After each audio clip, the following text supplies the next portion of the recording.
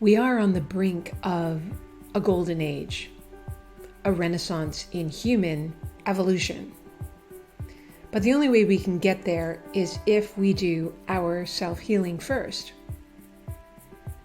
In this episode, I'll talk about what I mean by that and some simple steps for doing that in easy ways on a regular basis. Hi, I'm Carla Rieger. So what do I mean by the golden age? Well, as I've said before, usually when humanity has gone through a dark period in history, it's usually followed by a renaissance, a golden age. Now this happens with a collective group of people, but you may have noticed it also happens in your own life. If you've gone through a particularly dark and challenging time in your life, like what we might call the winter of change in your own personal development or professional development in your life, you tend to then enter into this spring and then this summer and this harvest where some really good things happen. And if you look back on your life, you can probably see that pattern cyclically going through dark times and then light times. And sometimes the dark times last a long time, sometimes the light times last a long time or a short time. But I think we're actually moving into, as has been prophesized, 1,000 years of a golden age. You know, a time when there's prosperity, there's health, we don't see poverty anymore or homelessness. People are much more connected to their creativity and they're out in the world doing what they love. Relationships are much more harmonious interpersonally and within groups and within races and within countries. And the earth is restored to health and beauty and vibrancy. So that brings me to what do I mean by self-healing? Well, if we are all part of the earth and we are like cells on the earth, to help the earth move into this golden age, I believe we need to be doing our own individual self-healing, because the more of us that do that, the more it creates this ripple effect, this 100th monkey effect of it affecting the whole world, and we can get out of this dark time a lot more quickly. Now, self-healing can mean anything, just from eating well, getting good exercise, getting a good night's sleep, but it can also mean using your mind to clear out toxins, clear out inflammation, clear out old emotions stuck in the body, so that you're not just healing physically, because often physical problems start at a mental, emotional, maybe even spiritual level. So there's so much we can do just with our own imaginations, with our own intention, with our own mind, with the mind stories we create, creating an image and a feeling of yourself at optimum levels, feeling really energetic, feeling youthful, feeling rejuvenated, feeling flexible and strong, and where your digestion is working well and your teeth are healthy and your eyes work and your ears work. You know, you can do all this through your imagination. And if you think that's kind of silly and that's not possible, then you're right, it's not going to be possible. It's really, if you believe it, then it works. And I've healed myself of all kinds of things just with my mind. And so I haven't been to a doctor in a very, very long time. Now, that's not to say sometimes doctors are useful, but for so many things that we deal with that throw us off balance in our health, you can be using your own mind to heal yourself. And you might already do it, which is great. But I think it's one of those skills that you can always get better at. And I suggest this for myself and my clients, is to actually have a regular everyday practice of doing some self-healing, because there's always something you could be working on. And some things clear up right away and some things take longer. So here's what I do almost every day. And the first thing is I do breathing and moving my body. Getting some fresh air connected to nature, especially first thing in the morning, is really good. Breathe out any toxins that may have built up in the deeper part of my lungs. I just go outside and do that. And doing yoga for me is moving. You can also go for a walk. use an elliptical, use a stationary bike, go on a bike ride, go up and down the stairs, just something to get the blood flowing through the body. Because a lot of issues in the body are actually just from staleness in the body, staleness in our lymph, staleness in our lungs. And if you're breathing and moving your body, you're just clearing that out, and the body naturally clears out those kind of things and makes you feel more energized and more alert. The second thing I do is I learn from mistakes, failures, challenges. I think of something in my life that I still regret, or I still loop on, or that I'm worried about, because there's always something, and I just ask this higher mind, this wiser part of me, what am I meant to be learning from this? And I just do it through having a conversation with myself, but I write it down because sometimes I need to reread it several times to really get it. So I just ask a question. So I'll write Carla, and sometimes I write in a journal, and sometimes I write using Dragon Naturally Speaking, using Word on my computer. So it's Carla, what am I meant to be learning from whatever it is I'm concerned about? Whether it's a relationship, a problem I can't sort out, indecision that I have on something I'm worrying about. What am I supposed to be learning? And then I'll put higher mind, as sort of a character that's going to answer me. And it's just me. It's just this wiser part of me. But sometimes if I separate out the two, then it helps me sort of jump into this wiser, more whole brain, more embodied part of myself. And often all kinds of great things come up that never occurred to me when I was in the worrying mind, which is, more of the survival brain, smaller part of the brain operating. Oh, I'm meant to be learning patience or resilience, or maybe I'm meant to go in a new direction that I didn't think about before. So all these things start to come out, and I kind of pop through all kinds of challenges or mistakes or failures and turn them into wins, turn them into something useful and good that I can use moving forward. And then I do a process of forgiving these mistakes, these failures, these situations, or these challenging relationships that have caused me pain or are causing me pain. So I forgive 3 ways, which I've talked about on other episodes, which is I forgive myself for making mistakes, for the failures, for my part in creating challenges. Because we're all fumbling along on our journey anyways, and you can't go through life and be perfect all the time. It just doesn't happen. And so you make mistakes and you learn from them and you forgive yourself, and then it creates this clean slate, this blank slate to move forward and take more risks and try new things. If you haven't forgiven yourself, then what tends to happen is you get frozen in fear moving forward, or you get frozen in this sort of inner fight or flight response where you're fighting with yourself about moving forward in your life because you'll just make another mistake and you'll fail, and there's this kind of bullying going on with yourself, and that will just keep you stuck.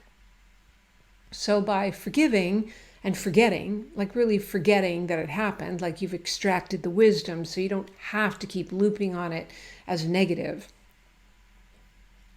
And the second part is to forgive anyone else involved.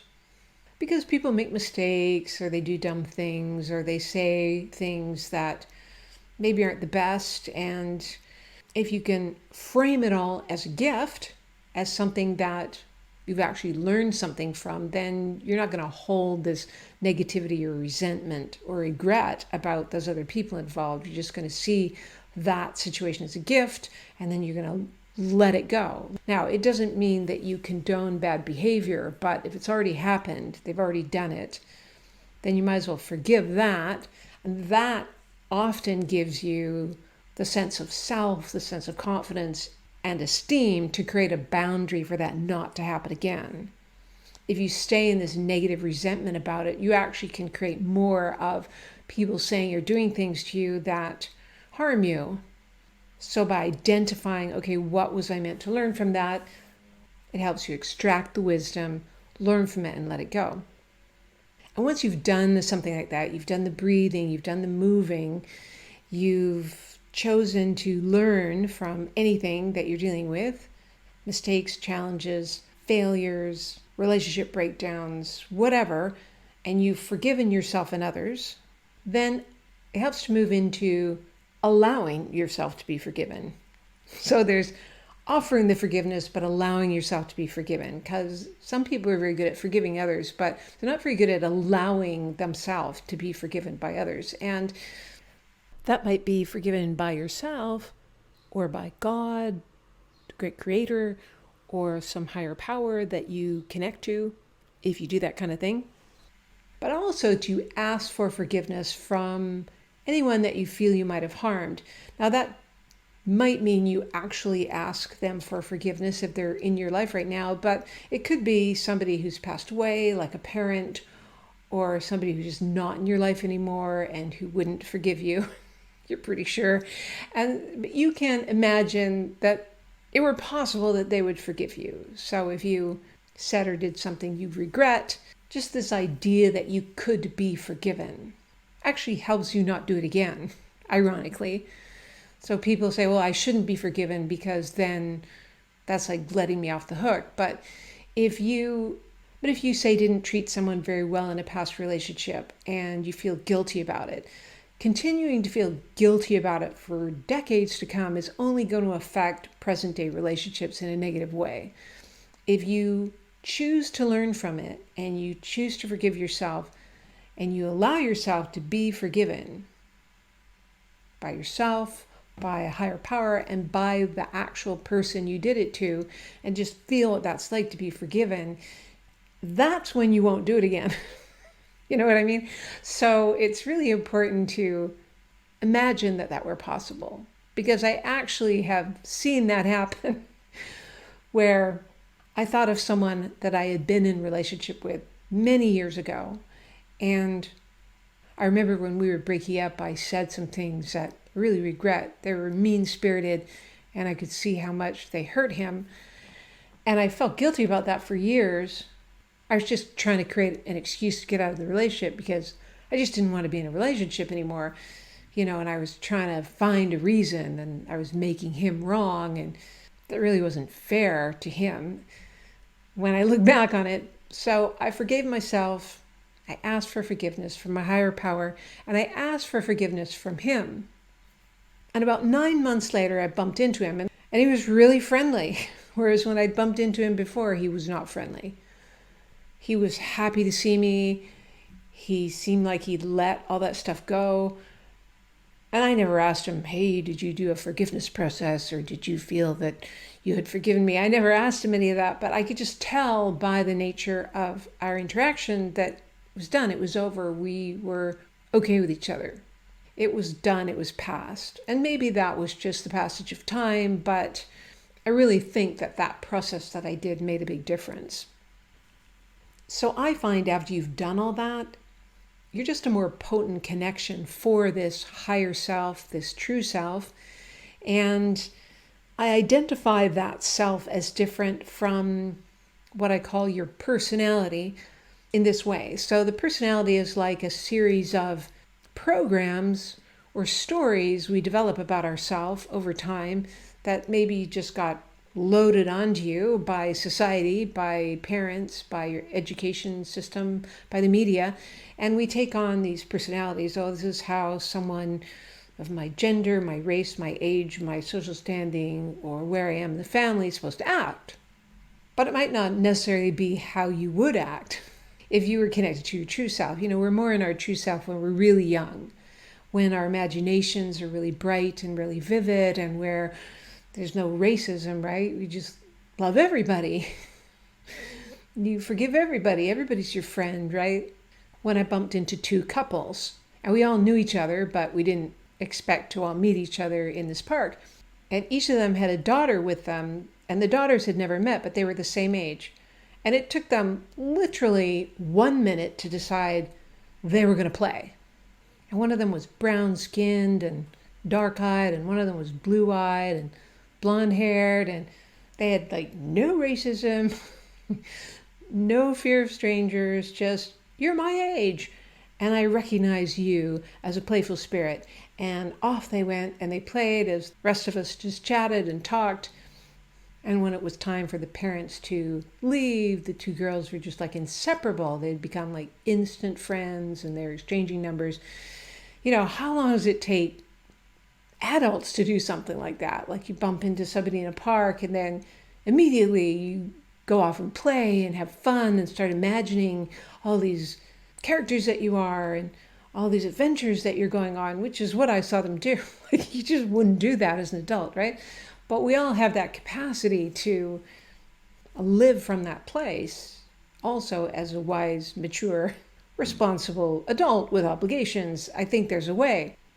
So it's good to start to recognize kind of the feeling, the energy signature, the recognition of when this true self is more in command of your senses.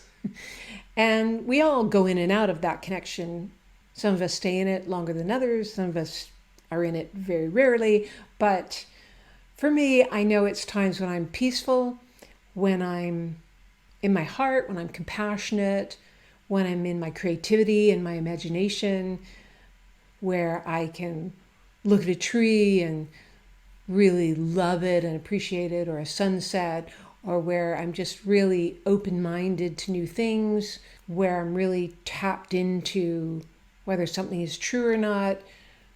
And, there's certain times, like after I've done, a nice long walk in nature, I tend to be in that state of mind, or, when I'm feeling healthy, when I've done a lot of meditating, when I've done a lot of yoga, when I've just finished doing a creative project, right? There's that sense of vibrancy. It's usually aliveness, contentedness, peacefulness, creativity, and okayness with life, being present in the moment. So that's the true self. So obviously you've been there many times. And the more you can be there, the better life becomes, the more you are able to heal yourself, the more you affect others in a positive way, and the more you affect the earth, and the more we move into this golden age. So the trick is to not beat yourself up if you're not there. So if you're worried, if you're fretting, if you're irritated, if you're not feeling good, if you're agitated, that's normal. You're going to go in and out of that. And the irony is, if you can bring that true self into those moments of agitation, worry, imbalance, pain, suffering that we all go through, if you can invite in the true self and sort of encase it in this kind of loving acceptance and compassion of that state that you're in, it actually starts to melt it. Maybe not right away, but it starts to shift the vibrational frequency of that state, and then it morphs into something else. Maybe it goes into a deeper agitation because that true self energy is there to, really go through a healing process. And a lot of times we are in these agitated states. It's a great opportunity for healing, because if you are agitated, you are worried, if you are out of balance, that's a sign it's time for self-healing. And so it builds the muscle of self-healing. It bringing in that higher mind state, asking for that potent connection, asking for that healing from this higher part of you does wonders. It's much better than an aspirin. It's much better than any pharmaceutical remedy, even any herbal remedy. And it's so underutilized. And one of the ways that you can do this is to just imagine a state that you want to be in, whether it's a back that doesn't hurt, so it's feeling flexible and open and pain-free, or feeling at peace inside if you're feeling agitated, or imagine yourself sleeping well if you're not sleeping well. So each of those, you're creating a mind story. You're going into the future of how you want to be. And so what you're instructing your biocomputer to do is to create the necessary conditions to get there. And all of a sudden you'll think, oh, I should open the window at night, or turn the temperature down. And all of a sudden that's what's helping you sleep better, or not eat that cake late at night, right? So all of a sudden you start thinking of things that get you there. But if you're just focused on, I keep having a bad sleep, or I keep worrying and I'm worrying about the fact that I'm worrying and not getting a good night's sleep, you're actually going to create more of that. Just a simple case in point, I had this low back issue just on one side.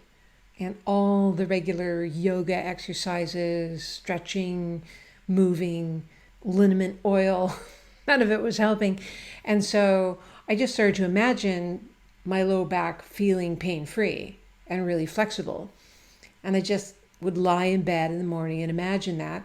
And then after about 3 mornings of doing that, I woke up and I just decided to do this kind of strange stretch that I had never done before. And then I just felt my sacrum shift, like I'd gone to a chiropractor. It just clicked back into place. And then within a day, my back was back to normal. So my sacrum had just gotten locked in this awkward position. So it was creating inflammation on one side. So it's like you are training yourself how to heal yourself when you imagine yourself in a healed state, if that makes sense. So give it a try and see how it works for you. Because anything you see going on in the outside world that you don't like, I would go so far as to say there's a macrocosm, microcosm connection. So if it's happening in the outside world, within you, it might also be happening. So if you can make the shifts within yourself, I often find that things on the news start to change. Like if you don't want to be in lockdown anymore, how are you locking yourself down? If lots of people are angry at each other and not getting along, how are you not getting along with yourself? If there's stormy weather outside all the time, how are you creating a storm in your own mind? And what do you want instead? So what do you want in the external world? So do you want sunny days? You can imagine a sunny day. Imagine walking through your day and having the weather be just how you want it to be, because I do believe our minds affect the weather if we're focused enough. Or imagine people getting along who didn't get along before. Imagine the world free and moving around and traveling around and businesses opening up and people being healthy and people rebuilding a new world that is just and fair and safe and prosperous and wildly creative and innovative, and lots of new infrastructures and systems coming around to make a difference for humanity, or whatever you want. The more time you spend in those sorts of stories in your mind, the more you help them happen. So anytime you catch yourself worrying, you're actually creating a mind story that you don't want. Or anytime you're regretting something from your past, you're reinforcing a bad mind story from your past. So just don't beat yourself up. Just kind of go, oh, I'm just going to replace that with the story of something I do want, because your mind is going to imagine things anyways. It's an imagination machine. You're always imagining things. You're imagining what you're going to eat for lunch. You're imagining what's going to happen when you go to the grocery store. You're imagining what's going to happen with certain relationships you have in your life, with your financial situation. You're always imagining. So you might as well use that tool for good and imagine what you want. Just keep that little habit. Anytime you're imagining what you don't want, just gently steer yourself in the direction of imagining what you do want. That little tiny habit alone will create a default so that you just naturally start doing it and you don't have to will yourself. Again, don't beat yourself up to do that, but just gently redirect yourself in that direction until it becomes default. Okay, that's it for today. Please hit subscribe and notify if you'd like to hear about other episodes. And in the meantime, enjoy building mind stories to create the life you want for yourself and the world. For more information on our offerings, go to MindStoryAcademy.com. You can get our book and 2 sample-free audios. And we also have a variety of online courses. So until next time, happy imagining.